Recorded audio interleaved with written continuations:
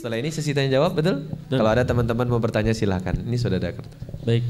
Wah, sudah ada. Yang lain silakan dibuat. Ini langsung dijawab ya, Ustaz? Ya. Siap. Monggo, Ustaz. Ya, teman-teman, Bapak Ibu, ikhwan akhwat yang berbahagia, hadis ini riwayat Imam Ibnu Majah nomor 242.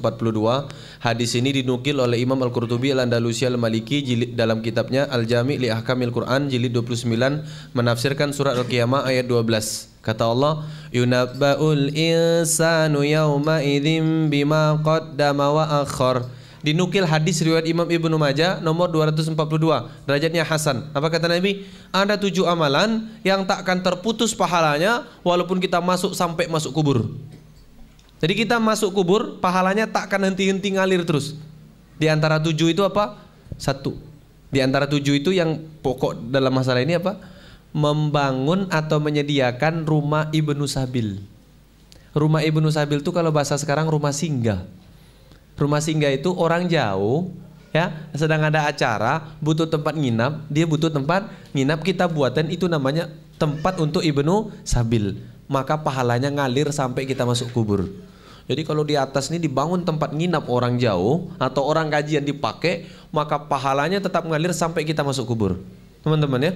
Nah, ini salah satu investasi akhirat, dunia akhirat, dunia kubur akhirat bahkan ya. Dan ingat, salah satu yang melancarkan jodoh itu adalah sedekah. Nah, itu kan. Langsung diganti.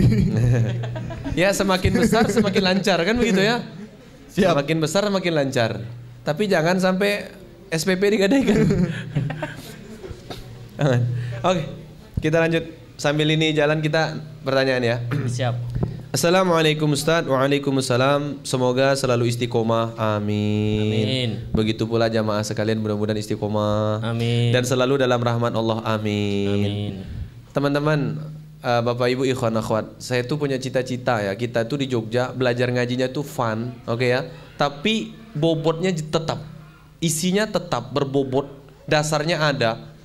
Tapi ngajinya fun, paham ya? Ngajinya santai. Jadi teman-teman kalau datang ngaji, jangan bawa pikir berat dulu, santai aja. Yang penting materinya dapat, tertata, rapi, jelas, bisa kita pahami, tapi tetap seneng, paham ya? Berharap suatu hari ngajinya di Jogja itu seramai tabligh akbar. Amin. Amin. Ya Rabbal Takbir. Alamin. Masya Allah. Itu kan harapan, cita-cita. Boleh ya kan kita? Tuh ya. Tuh, makanya Ya, kalau biasanya butuh MC Ustadz nanti. Karena butuh MC. Siap. maksudnya untuk ustaz lain biar rame gitu kan. Kalau saya mah ustaz kece-kece kalau saya itu kan ya. Ya. Mohon doanya juga. Alhamdulillah nih teman-teman seluruh Indonesia sudah pada kontak. Ini yang paling dekat ini ntar Jakarta ya. Semarang, Solo itu sudah punya jadwal rutin. Ini sudah kontak Jakarta, ada 5 permintaan itu ya. Nanti setelah Jakarta itu ada Bogor ya. Selain keluar negeri itu ada beberapa kota di Indonesia. Teman-teman mohon doanya. Mudah-mudahan dengan itu ilmu kita lebih tersebar lebih luas lagi. Amin. Gitu ya. Masya Jadi Allah. kalau kita ngaji di Jogja itu jadi teman-teman nih tak sampaikan kabar gembira. Ini yang menyampaikan salah seorang ustadz papan atas. Beliau ini guru kita semua. Beliau menyampaikan Jogja itu salah satu pilot project dakwah di Indonesia. Jadi salah satu dakwah paling pesat perkembangannya itu di Yogyakarta. Saya berdoa untuk saya, MC, teman-teman panitia, teman-teman yang datang semua, mudah-mudahan kita semua istiqomah. Amin. Amin. Amin ya Selain Allah. istiqomah, mudah-mudahan apa yang kita sudah lakukan ini menular untuk teman-teman yang lain. Amin. Mudah-mudahan dengan itu kita bertetangga di surganya Allah. Amin. Ya Amin. Rabbal Alamin. Amin. Ayo.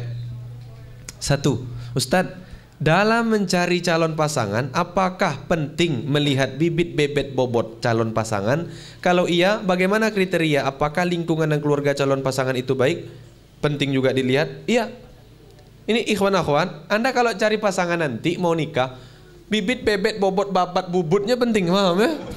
Babat. Kurang 2 aja gitu loh. Sekalian aja. Babat itu makanan itu ya. Iya. Itu ya. Itu semua penting diperhatikan. Ya, karena apa? Kita itu dipengaruhi banyak hal. Tapi ingat, ada anak yang lahir dari lingkungan biasa tapi jadi luar biasa, betul? Ada anak yang lahir dari rahim orang biasa tapi jadi orang luar biasa, betul? Tetap kembali ke orangnya. Tapi kalau pengen semua faktor ini mendukung, carilah bibit bebet bobot babat bubutnya semuanya bagus, paham ya? Saya punya guru ya, Ustadz beliau ini, subhanallah. Beliau ini gurunya Ustadz Umar Mita juga ya. Itu ya. Beliau ini cerita, beliau ini menikahi anak kiai, ya, anak kiai. Yang istrinya beliau ini punya saudara, semuanya punya pondok pesantren, hebat kan ya? Gitu ya.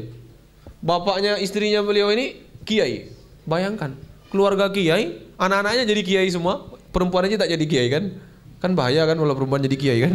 Gitu loh. Nyai. Iya. Itu subhanallah, beliau cerita, Ustadz saya ini cerita, kata beliau, hari pertama nikah sampai hari ini kata beliau, baru 2 hari yang lalu lah, 3 hari yang lalu saya ngobrol, sampai hari ini kata beliau, tidak pernah absen satu subuh pun kecuali kalau saya bangun minuman favorit saya kopi susu sudah tersedia. Ini masalahnya akhwat zaman sekarang kalau lagi datang bulan tuh pelampiasan, betul kan? Biasanya kalau tak datang bulan bangunnya cepat. Giliran kalau sudah datang bulan lupa suaminya. Pelampiasan. Tidur sampai bangun siang kan. Ini bagusnya bibit bebet babat bubut, paham ya? Kuat gitu loh. Karena dia akan diingatkan oleh keluarganya. Tapi itu bukan kewajiban. Itu hanya salah satu sisi untuk milih jodoh. Ingat, sisi yang paling utama itu adalah agama. Dasarnya kalau seorang itu ikhwan atau akhwat agamanya bagus, apapun yang mempengaruhi tak akan terpengaruh. Ya. Ustadz, bagaimana hukumnya chatting WA dengan akhwat dengan tujuan untuk meminta kesanggupan ta'aruf? Karena Ustadz tidak ada ya perantara lagi untuk bisa mengenal akhwat tersebut. Bagaimana Ustadz? Langsung chatting aja. Chatting kalau untuk ta'aruf saja langsung boleh. Akhwat gitu ya. Ukhti. Nih saya seorang ikhwan, jangan sebut nama begitu kan. Jangan pula sebut nama saya Aliando. Ya. Nanti akhwatnya salah paham begitu kan. Ya, ukhti, ana ini seorang ikhwan, Anda pengen ngajak ta'aruf, tolong ini cukup dibalas iya atau tidak saja. Tegas ikhwannya kan. Kalau mau ta'aruf sama saya bilang iya, kalau tidak bilang tidak, cukup. Tak usah belem-belem lagi. Gitu kan. Jangan begitulah, akhi. Wah, mulai luluh lantak isi hati kan. Tak duk duk duk duk duk duk gitu. Sebenarnya tidak begitu maksud aku, ukhti. Wah, mulai. Ya. Chatting hanya untuk begitu silahkan, boleh-boleh saja. Gitu kan ya. Tuh, karena tak ada perantara tadi loh. Kalau ada perantara, tapi ikhwan, kalau Anda boleh sarankan, Anda datanglah, antum datanglah ke rumah akhwat tersebut. Walaupun akhwat tadi tak mau ta'aruf, datang aja ke rumah orang tuanya, paham ya? Syukur-syukur akhwatnya tak mau, orang tuanya mau, paham ya? Gitu loh.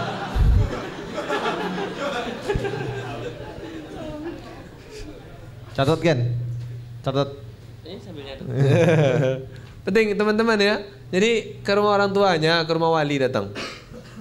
Apa hukumnya ikut kajian rutin tematik ataupun kajian rutin tafsir Al-Quran, fikih, akidah tanpa mondok di pesantren? Karena tanpa mondok tidak paham bahasa Arab, apalagi waktu saya terbatas untuk karena saya kuliah, les bahasa Inggris dan lain-lain. Jazakumullah Ustaz, wa jazakumullah. Apa hukumnya ikut kajian saja tanpa mondok? Tak apa-apa.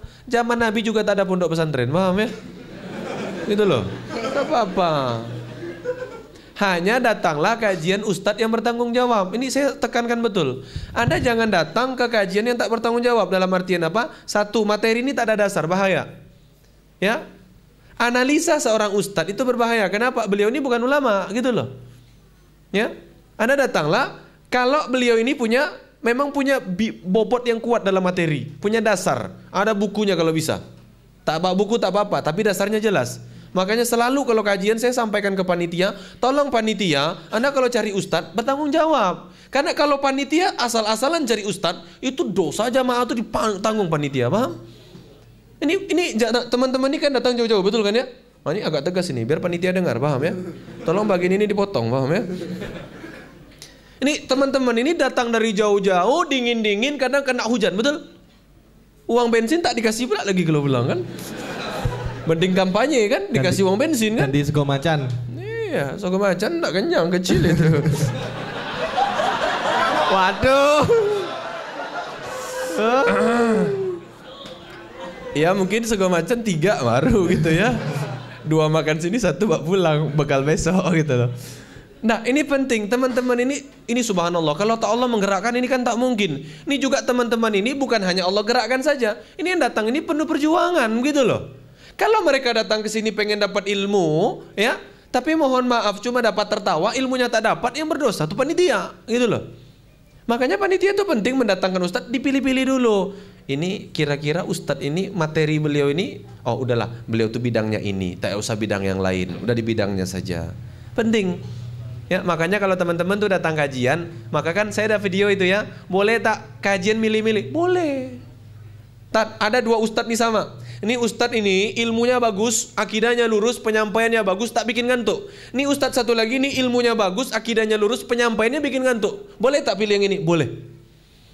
Paham ya? Datanglah ke ustadz yang tak bikin ngantuk. Kalau bisa galak sedikit kan. Wah, biar kalau lagi ngantuk, wah gitu kan. Wah gitu ya. Nah ini penting teman-teman, karena apa? Di mana kita mendengar, dari situ kita bersikap. Ya, kalau kita dengarkan keras, kita jadi orang keras. Kalau kita dengarkan orang ini pertengahan, kita jadi pertengahan. Kalau kita dengarkan orang ini meremehkan, kita akan jadi meremehkan. Paham ya? Kalau kita dengarkan orang yang terlalu berlebihan, kita jadi berlebihan. Makanya kata Nabi, hadis riwayat Imam Muslim, akan hancur orang yang berlebihan, akan selamat dan sukses orang yang pertengahan. Tuh, ya, makanya saya selalu dengerin ceramah Ustaz Adi Hidayat, Ustaz Umar Mita gitu ya, Ustaz Abdul Somad, Ustaz Bakhtiar Nasir dan yang lainnya, ya, bahwa kalau kita datang kajian, usahakan datang ke kajian yang memang ada dasarnya yang kuat. Mohon maaf saya ini tidak tahu nih benar atau salah, tapi ketika Ustaz Adi Hidayat diundang ke Jogja, salah satu orang bercerita kenapa beliau tak mau datang ke sini, itu tim beliau menyampaikan di Jogja itu Ustaz sudah banyak dan bagus-bagus. Buat apa didatangkan lagi Ustadz Adi Hidayat? Udahlah, besarkan saja Ustadz di Jogja, agar nanti semuanya jadi bernilai untuk orang banyak. Subhanallah ya, gitu loh. Di Jakarta ada Ustadz Adi Hidayat, betul. Saya tuh kalau boleh pindah sana jadi pendengar aja kan enak gitu kan ya. Benar, karena idola begitu kan. Saya mengidolakan beliau. Jadi kalau dengerin beliau materinya jelas, beliaunya pinter, cerdas begitu kan. Kita di Jogja adanya ya Ustadz Afif gitu ya, Ustadz Kendedes, salah. Gitu kan. Udahlah enggak apa-apa, kita cara kita agar ustadz tadi bagus, jabri kalau ada yang salah. Paham ya? Kalau ada hadis yang disampaikan salah, kalau ada ayat yang disampaikan salah, kalau ustadz selama ceramah itu tak ada dasarnya, jabri. Wah. Jadi kalau mau datang kajian rutin, kajian tematik, tetap hati-hati, cari yang memang bertanggung jawab. Assalamualaikum Ustaz. Oh, jam 9. Enggak apa-apa Ustaz. Ini ya. Diselesaikan. Mungkin hanya saya aja yang tak ngerasa tuh gimana ini? Karena saking kita menggebu-gebunya gitu ya. Kan ya. Masya Allah. Kayak orang mau nikah aja kita nih. Ustaz juga? Kok kita? Anda maksudnya. Oh, iya. Salah. Maklum ya. Assalamualaikum Ustaz. Waalaikumsalam. Saya akhwat minta doanya, sedang mengambil S2. Jika calon mertua melihat saya sekarang seperti ini, tetapi setelah menikah karena kesepakatan dengan suami sudah mencukupi nafkah untuk saya tidak bekerja, apakah saya menyakiti mertua dan orang tua? Bagaimana menyikapinya Ustaz? Ya, ini ada akhwat, beliau sedang ngambil S2, begitu kan? Ya. Di awal sudah disepakati ya, disepakati untuk saya tidak bekerja karena suami sudah mencukupi nafkah. Kemudian si akhwat tetap kuliah ngambil S2. Apakah itu menyakiti mertua? Ngobrol, komunikasi. Paham ya? Bilang ke orang tua, mertua, "Ma, jurusanku ini sangat dibutuhkan oleh orang banyak." Kalau bisa yang ngomong tuh suami. Ya, yang ngomong suami Anda, ngomong, "Ma, aku izin ya istriku sekolah lagi." Tapi kan di awal itu istrimu itu kita minta kerja di rumah saja. Betul, Ma. Tapi kalau manfaatnya dirasakan oleh orang banyak, kenapa tidak? Wih, itu kan suaminya misalkan Mas Ken lah gitu. Misal begitu ya. Senyum-senyum aja ini. Ya, ini misal. Ini masalahnya sudah nikah akhwatnya gitu loh. Oh iya. Oh iya. Gitu ya. Ini suami yang ngomong ke orang tuanya, ke mertua Anda akhwat, "Ma, ini istriku ini akan lebih banyak manfaat untuk orang banyak, Ma." Oh gitu ya? Ya sudahlah. Ini perlu komunikasi, paham ya? Komunikasikan dengan orang tua. Insya Allah. Kalau orang tuanya ridho, udah enggak apa-apa. Kalau orang tua tak ridho, hati-hati. Hati orang tua tersakiti, paham ya? Kalau kita sudah ada kesepakatan, sebaiknya jangan. Kalau sudah ada kesepakatan dan orang tua tidak ridho. Ustaz, berdosa enggak kalau kami ngerayu orang tua? Enggak berdosa. Yang penting dengan cara yang halal, paham ya? Tuh, jangan dengan cara yang tak halal, bahaya. Contoh, Mas Ken lebih tahu lah. Kan menantu kan, super mantu. Super mantu. Assalamualaikum Ustaz. Waalaikumsalam. Maaf OOT. Apa itu? Out of topic. Gitu ya. Saya mau bertanya, apakah akidah Asy'ariyah adalah akidah yang melenceng dan bukan termasuk Ahlussunnah wal Jamaah? Wallahu a'lam bishawab. Yang saya tahu, yang saya baca, akidah Asy'ariyah itu yang paling dekat dengan Ahlussunnah wal Jamaah. Ada perbedaan pasti, paham ya? Ahlussunnah wal Jamaah berprinsip sifat dan karakteristik Allah tak boleh ditafsirkan kecuali oleh Allah sendiri, Nabi dan sahabat Nabi. Ulama tak boleh. Tapi saudara kita dari Asy'ariyah mesti kadang-kadang ditafsirkan. Contoh, tangan Allah ditafsirkan dengan kekuasaan, kan begitu ya, kekuatan dan lain-lainnya. Nah, ini bagi saya pribadi ya, memang akidah yang paling dekat itu dengan Ahlussunnah adalah Asy'ariyah. Bagaimana kalau ada mengatakan sebenarnya Asy'ariyah itu adalah Ahlussunnah? Kita cross check saja ke kitab-kitab terdahulu, mesti Asy'ariyah sendiri yang akan bilang beda, itu ya. Terus bagaimana Ustaz? Tidak ada masalah, masih muslim saja, paham ya? Ya, kita masih sama muslim gitu loh. Perbedaan itu mah wajar. Terus bagaimana sikap kita? Baik diambil, tak baik dibuang. Sudah. Kita tidak perlu memvonis orang salah, tidak perlu memvonis orang tidak Islam. Nauzubillah min zalik, ya. Itu tadi nomor 1, nomor 2 belum ya? Zolim saya nanti ini. Apakah Thariqah termasuk aliran yang diperbolehkan seperti Thariqah Naqsabandiyah yang dimana saat ini Ustadz Abdus Somad mengikuti aliran tersebut, dan apakah kita orang awam boleh mengikutinya? Begini, namanya Thariqah ini memang salah satu cara untuk mempelajari Islam, paham ya? Saya selalu mohon maaf nih, kita banyak organisasi Islam, betul kan ya? Anda mau ikut silakan, tak masuk tak ikut tak ada masalah. Mohon maaf, dah kita belak-belakan yang umum sajalah. Muhammadiyah tidak kunut, betul? NU kunut, paham ya? Ini contoh kecil, ringan banget. Kita misalkan ada yang masuk Muhammadiyah, silakan, tak ada masalah. Masuk NU silakan, tak ada masalah. Yang masalah itu ketika ada yang salah, kita fanatik dengan yang salah, dianggap benar, itu yang salah. Apapun kelompok, mazhab, organisasi yang kita ikuti. Ya, silahkan Anda dari organisasi apa, tapi kalau itu salah, sampaikan salah, walaupun dari guru sendiri, walaupun dari kelompok sendiri. Kita harus objektif. Seperti itu. Assalamualaikum. Waalaikumsalam. Afwan Ustaz, mau bertanya mengenai hadis tentang Fatimah anak Rasulullah yang menyimpan perasaan terhadap Ali. Karena yang saya tahu hadis itu ada perbedaan. Benarkah hadis itu sahih Ustaz? Terima kasih. Ini pertanyaan terakhir ya, pertanyaan yang sedang saya teliti. Ini beberapa waktu saya neliti hadis, apakah betul Fatimah itu memendam cinta, paham ya? Kan itu banyak tuh ya.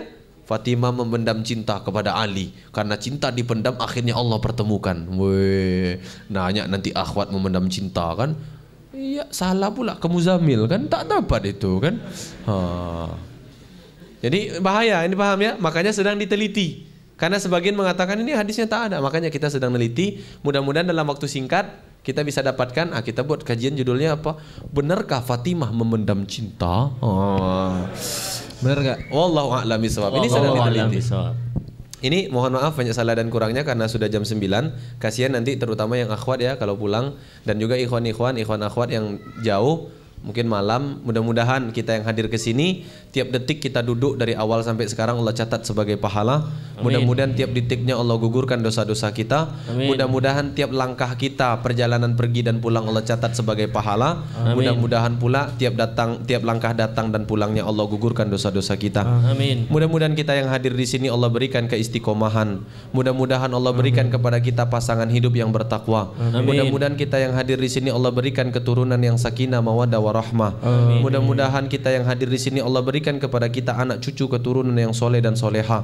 Mudah-mudahan kita yang hadir di sini kelak Allah tutup usia kita dengan husnul khatimah. Terakhir, mudah-mudahan kita yang hadir di sini nanti bertetangga di surganya Allah. Amin ya rabbal alamin. Ini yang bisa kami sampaikan. Mohon maaf banyak salah dan kurangnya. Assalamualaikum warahmatullahi wabarakatuh. Waalaikumsalam warahmatullahi wabarakatuh.